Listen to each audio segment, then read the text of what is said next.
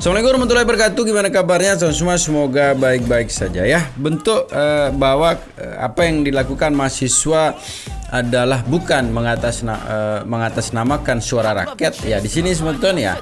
Karena salah satu di video ini ketika terjadi aksi mahasiswa dibubarkan oleh warga di situ dan emak-emak di situ yang merasa terganggu juga ya dengan apa yang dilakukan oleh mahasiswa ya. Kadang apa yang dilakukan mahasiswa ya niatnya mungkin baik ya, tapi sangat mengganggu begitu.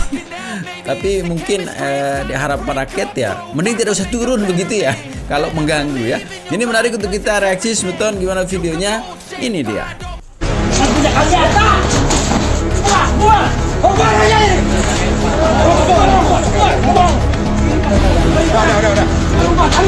Masyarakat, saya harap rekan-rekan mahasiswa pintar, akhlaknya pintar. Ini pelayanan masyarakat, berarti kalian pengen kautek ini chaos. Keluar! Dalam pikir apa kami ini orang tua ya? Ini punya pemerintah. Kalian pengen kautek ini chaos. Bukan melayani semua. Belasan kalian aja di sini. Bukan melayani di sini. Tahu nggak kalian? Aku nggak lulus SD aja susah. Bukan segala bukan. Bubar masuk bubar ya? Bubar ya mahasiswa? Hah? Goblok! Dari kami sudah menarik diri supaya kalian aman damai. Bubar! Tetapi kalian malah menyegel ini tempat pelayanan masyarakat. Berarti kalian kautek. Kami tua tahu nggak? Orang tua kami ini. Nggak kalian hargai. Kami tahu KTP tahu nggak? Kalian anak bersore untuk KTP kalian. Tahu nggak? Gereja kalian hargai. Goblok! Dari tadi kami sudah menahan diri diam. Kata Kapolres nggak kalian hargai. Ini hari besar dengan demo nih. Kalian juga memberontak tahu nggak? Memberontak kalian tuh.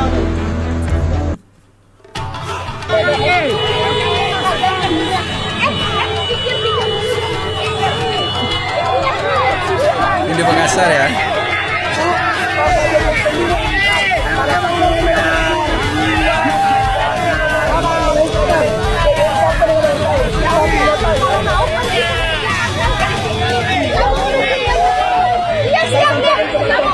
Lebih baik sengsara sesaat daripada sengsara selamanya.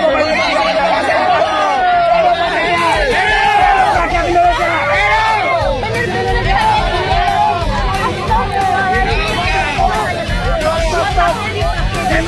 Hidup rakyat, Bu. Tugas kalian belajar. Kalau kamu jadi presiden silahkan. Nggak mau sih, Bu. Ntar mau jadi presiden sini. Nggak mau jadi Bu. Astaga, masih anak mahasiswa kayak begini juga. Kamu udah ngerugiin banyak orang. Lihat. Orang yang tersisa. Pemerintah kasih naik harga.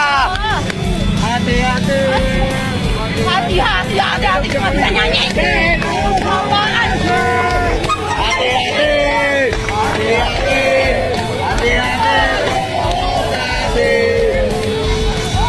Bikin malu, sumpah saya malu. Saya itu orang Makassar, tapi saya malu.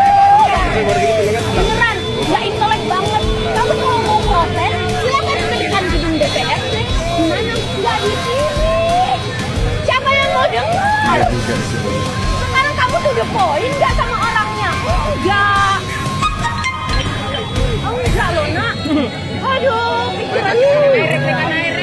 Saya tanya kamu sekarang mau komunikasi sama siapa?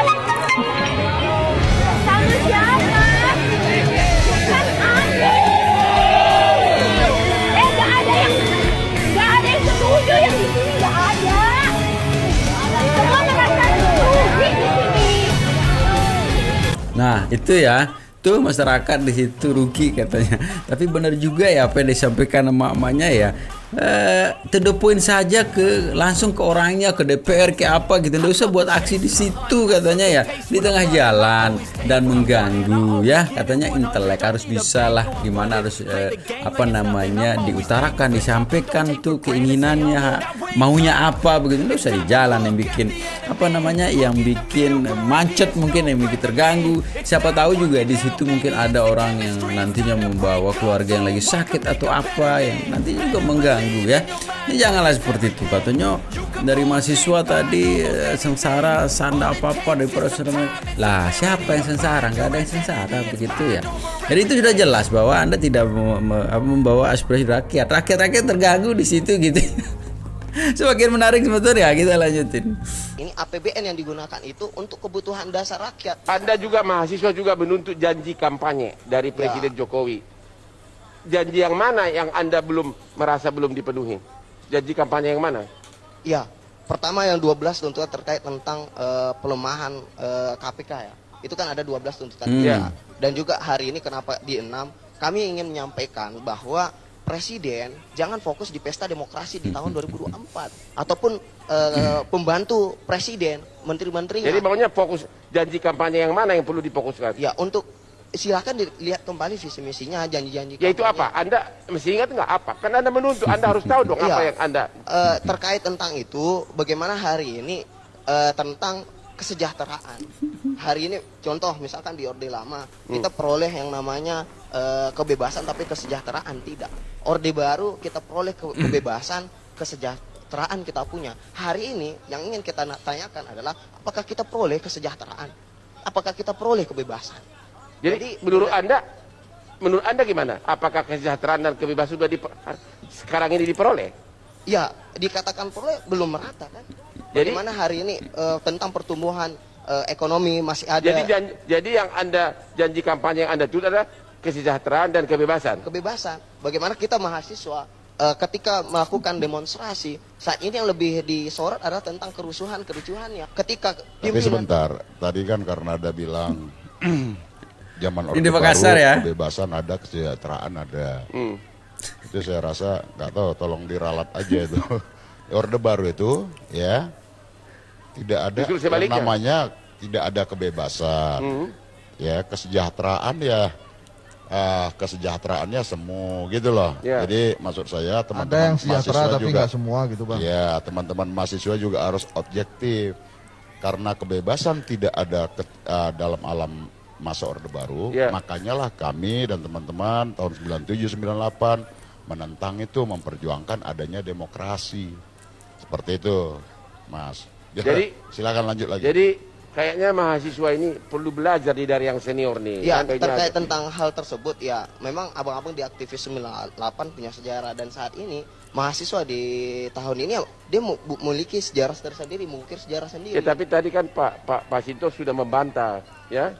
Jadi mungkin perlu belajar dari yang senior ya. Ini saya bantuin lah. Ini kalau skripsi ya kayak gitu makanya ini mungkin saya sebagai pembimbing ya. Jadi gini, mungkin yang dimaksud Ade kan pasti lahir juga udah lewat 98 kan. Jadi memang masa Orde Baru dia belum dapat tuh. Dari cerita-ceritanya kan maka yang paling mudah dilakukan oleh mahasiswa adalah membandingkan kan. Membandingkan dengan cerita-cerita, membandingkan dengan foto-foto. Mungkin memang yang dilihat adalah itu. Tapi kan kalau kemudian saya, Bang Masinton, Bang Tobas, kita turun 98, ada apa di baliknya itu kan memang lama. Nah ini adik-adik itu memang perlu belajar lagi. Tapi menurut saya esensi dari apa yang mereka perjuangkan hari ini itu patut didengarkan. Terima kasih. Ada jadi dengan mungkin PMSI perlu ada penasehat dari senior-senior. Oke, kita istirahat lagi. Kita kembali setelah berikut ini. 12.000 mahasiswa terancam putus kuliah karena KJMU dicabut. Kalau kuliah masih ditanggung pemerintah, nggak usah sok-sokan demo untuk menentang kebijakan pemerintah. Karena uang bayaran kalian untuk demo nggak bisa menutupi biaya kuliah kalian. Mampus. Mas. Kemarin bikin postingan peringatan darurat nggak? Bikin. Tahu maksud dan tujuannya nggak? Supaya itu untuk orang-orang kan banyak yang belum tahu toh. Jadi biar semua orang itu juga tahu dan kita juga terus posting itu biar mengkawal gitu. Maksudnya biar tahu loh. Tahu maksud tujuannya apa enggak? Ya nggak tahu, tanya yang mau tanya saya. Loh, gimana tahu, Jadi gimana, Bapak? Kemarin bikin postingan peringatan darurat nggak? Ya, nggak punya sosmed saya. Bapak gini tahu maksud dan tujuannya nggak? Ini dikongkon, maksudnya ada. Apa? Oh. Halo Tito. Kemarin bikin postingan peringatan darurat atau enggak? Bikin. Nah, tahu maksud dan tujuannya nggak? Tahu. Apa? Anak presiden sampai enggak. Itu aja. Ya. Yang lain? Bakul sego mati malah larang Mas iki lara diubah undang-undangnya. Demo mahasiswa Indonesia gelap di berbagai daerah bikin legitimasi pemerintahan Prabowo oleng. Hei mahasiswa, kalian seharusnya kalau memang ingin demo silahkan demo. Mau itu 7 hari 7 malam terserah kalian, gak ada yang larang itu demo. Tapi ingat, jangan mengatasnamakan rakyat. Itu yang paling penting. Kalian kemana? Nah, pada waktu korupsi Harvest Muiz 300 triliun kalian adem ayem aja loh. Pagar laut kalian adem ayem. Kalau kalian mengatasnamakan rakyat, rancangan undang-undang perampasan aset dimiskinkan bagi para koruptor, kalian dukung. Kalian demo 30 hari berturut-turut. Pasti itu rancangan undang-undang akan disahkan. Itu yang lebih prioritas. Karena apa? Kemiskinan yang ada di Indonesia ini, lapangan pekerjaan yang sulit, semakin hari kita semakin sulit, adalah akar daripada masalah adalah pejabat yang koruptor, yang korup.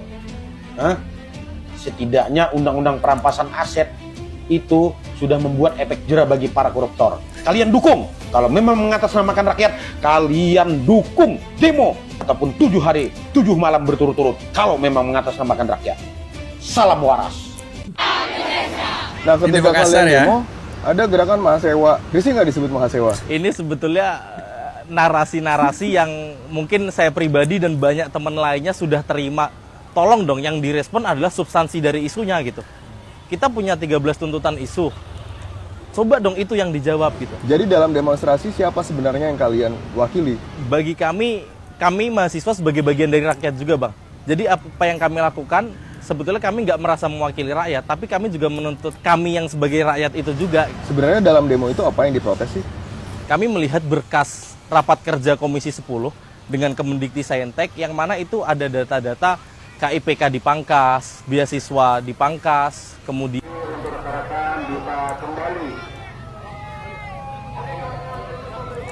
bisa kembali, kemudian kami akan siap melayani untuk hari lagi. Silakan untuk bisa membukakan diri dengan tertib, tidak Salah satu tuntutan kalian adalah tentang MBG, seperti di luar negeri misalnya makan bergizi gratis di sekolah-sekolah gitu. Kita tidak menolak, Bang. Tuntutan kita adalah evaluasi total program MBG.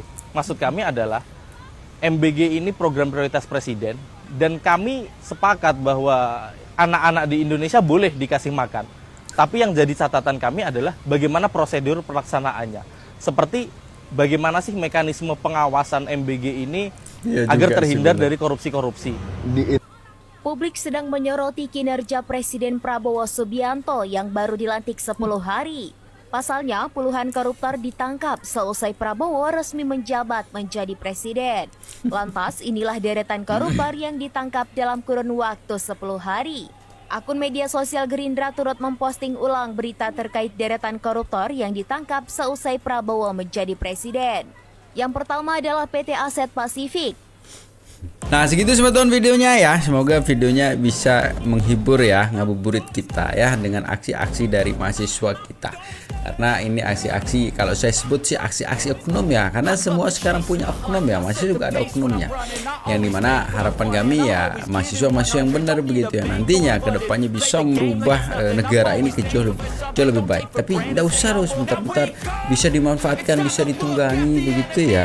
Jadi slogan nanti mahasiswa itu benar-benar terjadi begitu ya, yang walaupun teman-teman atau mahasiswa-mahasiswa memang murni untuk pergerakan pembela masyarakat begitu, dengan apa yang tadi sekarang udah nggak ada yang percaya begitu ya. Itu teman-teman ya, tetap jaga persatuan dan kesatuan kita ya. Assalamualaikum warahmatullahi wabarakatuh.